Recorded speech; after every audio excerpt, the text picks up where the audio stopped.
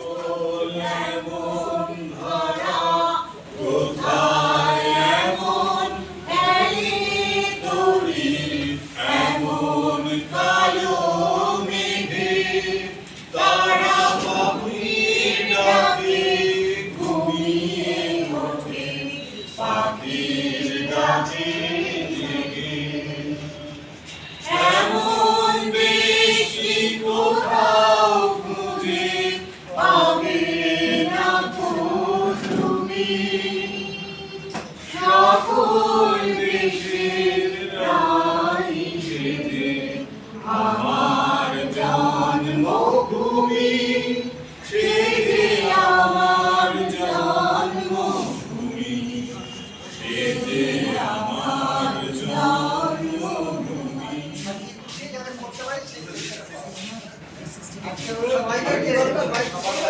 হারমোনিয়ামটা ধরো, ঠিক আছে।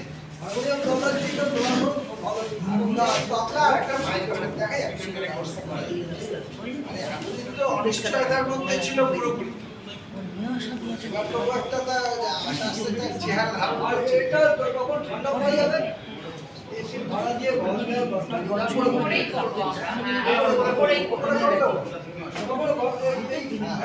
এখন কত মেম্বার কমে গেছে। আগে যখন যেতাম জমজমাটে একদম প্রোগ্রাম হতো, ওই পেছনের স্টেজটাই ওটাতেই প্রোগ্রাম হতো।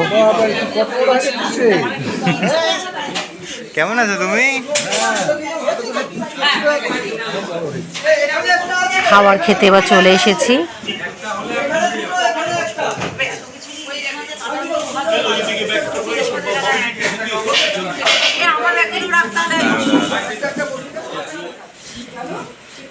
বেচারা আমার বর্তা শুধু সংসার চালাতে করে কষ্ট করে তো ধরে আছে, তোমরা বদনাম করছো।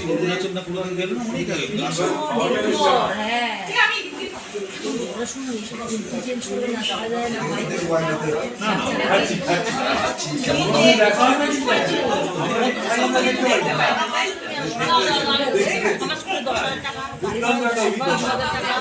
সব গেছে, ড্রেস ফ্রেস আলাদা সব গেছে।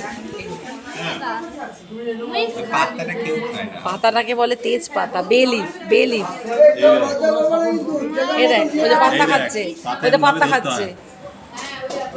চলে এসেছে খিচুড়ি আর পাঁচমিশালি এক তরকারি ইলিশ মাছের মাথা দিয়ে।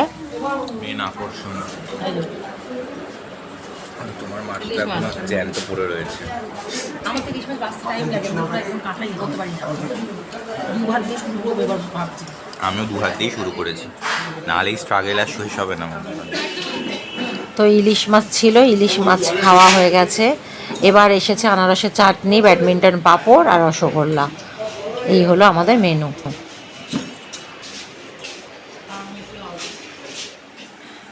তো বাড়ি এসে গেছি, প্রায় 10:30 বাজে এখন।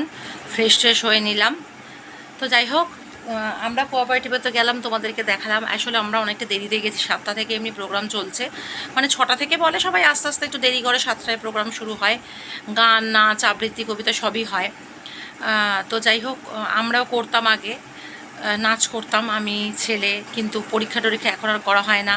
স্টেজটা তো দেখলে ওপেনই করা হয়নি, ও স্টেজের ওপর হয়নি, নিজেই সব ঘরোয়া মতন অনুষ্ঠান করা হয়েছে। লোক সংখ্যাও ভীষণ কমে গেছে, অনেক বয়স্করা মারা গেছেন। তারপরে অনেকেই কোঅপারেটিভ থেকে সরেও গেছে। কোঅপারেটিভটা আসলে উঠে যাওয়ার কথা ছিল, মানে বন্ধ করে দেবে সবাই মিলে ঠিক করেছিল। টিম করেই চলছে কয়েকটা মানুষকে নিয়ে, কিন্তু তারা বললো কি না, যেমন চলছে চলুক।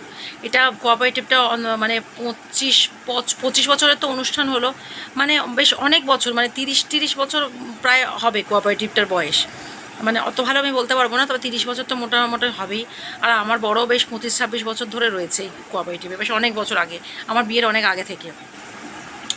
তো যাই হোক, এখানে রয়েছে। তো ও বললো কি না, আমিও বেরোবো না। অনেকেই বেরিয়ে যাচ্ছে। এই আজকে সব 1 বছরের টাকা পুরো একসাথে দিতে হলো। মাসে 100 টাকা করে নেওয়া হয়। তো 1 বছরের টাকা পুরো একসাথে দিয়ে দেওয়া হলো। যারা থাকবে তারা দেবে, আর যারা থাকবে না তারা চলে যাবে। অনেকেই বেরিয়ে গেছে। তো রজত বললো কি না, আমি থাকবো, তো তুমি টাকাটাও দিয়ে আসো আর এই প্রোগ্রামটা অ্যাটেন্ড করো। এটা শ্রাবণ সন্ধ্যা অ্যাকচুয়ালি, মানে বর্ষার যে অনুষ্ঠান, ইলিশ মাছের প্রোগ্রাম। আগে হতো, আগেটা অনেক ভালো করে হতো, জানো তো, অনেক লোক আসতো। ইলিশ মাছের প্রোগ্রামটাতে তো সব থেকে, মানে এই কোঅপারেটিভে বছরে বোধহয় 6-7টা বোধহয় প্রোগ্রাম হয়। তার মধ্যে হচ্ছে রবীন্দ্র নজরুল সন্ধ্যা আছে, বিজয়া সম্মেলনী আছে, তারপর হচ্ছে ওদের মার্চ এপ্রিলের দিকে ওই কোঅপারেটিভের মানে অ্যানুয়াল প্রোগ্রাম হয়। অনেক রকম প্রোগ্রাম রয়েছে। তার মধ্যে এই প্রোগ্রামটাতে, এই বর্ষার প্রোগ্রামটাতে ইলিশ মাছের জন্য প্রচুর লোক আসতো, এবং তারা তাদের আত্মীয় স্বজনদেরকেও নিয়ে আসতো। আর আগে কি খাওয়া হতো জানো, ভাত, মাছের তেল, তার সঙ্গে আচ্ছা কাঁচা লঙ্কা দিত, নুন দিত, আর হচ্ছে এই ছ্যাঁচড়া তো থাকতো ইলিশ মাছের মাথা দিয়ে, পুঁইশাক দিয়ে একটা ছ্যাঁচড়া থাকতো সব সবজি দিয়ে। আর ইলিশ মাছের 2টো করে ইলিশ মাছ হতো, একটা ইলিশ মাছ ভাজা আর একটা ইলিশ মাছ ভাপা। এই 2টো করে ইলিশ মাছ হতো। ইলিশ মাছের সাইজও তেমন আর টেস্টও তেমন ছিল। কিন্তু এখন দিন দিন ইলিশ মাছ অত ভালো পাওয়া যায় না, সাইজও ভালো নয়, অনেক দামও বেড়ে গেছে, তাই জন্য আস্তে আস্তে কমতে শুরু করেছে। তো গত বছর তো আমরা যাইনি, আমার একটু অসুবিধা ছিল, কী কারণে যাইনি মনে পড়ছে না। গত বছর থেকে খিচুড়িটা স্টার্ট হয়েছে, গত বছরেও খিচুড়ি হয়েছিল এবং এবছরেও হলো খিচুড়ি, ওই ছ্যাঁচড়া, তারপরে হলো কী বলে ইলিশ মাছ ভাজা, আনারসের চাটনি, ব্যাডমিন্টন পাঁপড় আর রসগোল্লা। তো যাই হোক, গেলে অনেকের সাথে দেখা হয়, আনন্দ মজা হয়। সবাই বলছিল নাচ করনি, নাচ করনি, নাচ করবে না তোমরা। আচ্ছা না না, নাচ তুলিনি এবারে, আর নাচ করা হবে না, ছেলেদের পরীক্ষা শুক্রবার দিন থেকে। তো যাই হোক, গেলাম, প্রোগ্রামে আনন্দ হলো, মজা হলো। রজত অনেক বছর ধরে যুক্ত আছে, কোঅপারেটিভটা থাক, ভালো লাগে। শীতকালে একটা করে পিকনিকও হয়, কিন্তু এবারে পিকনিকও হয়নি, মানে এমন অবস্থা কোঅপারেটিভের, লোক সংখ্যার জন্য পিকনিকও হয়নি। তো যাই হোক, আনন্দ করলাম, ভালো লাগলো। তোমাদেরও দেখালাম, যতটুকুনি পেরেছি দেখিয়েছি। কারণ এর আগে সব গান ফানগুলো হয়ে গেছে, গান আবৃত্তি সব হয়ে গেছে, সবার করা হয়ে গেছে। তমালদাই সবার লাস্টে করে এবং লাস্ট করলো। তমালদা করার পরই প্রত্যেক বছর আমরা খেতে যাই, তাই হলো। তো যাই হোক, তোমাদের ভালো লাগলো অবশ্যই কমেন্ট বক্সে জানিও, আর লাইক শেয়ার সাবস্ক্রাইব করে দিও। Bye bye.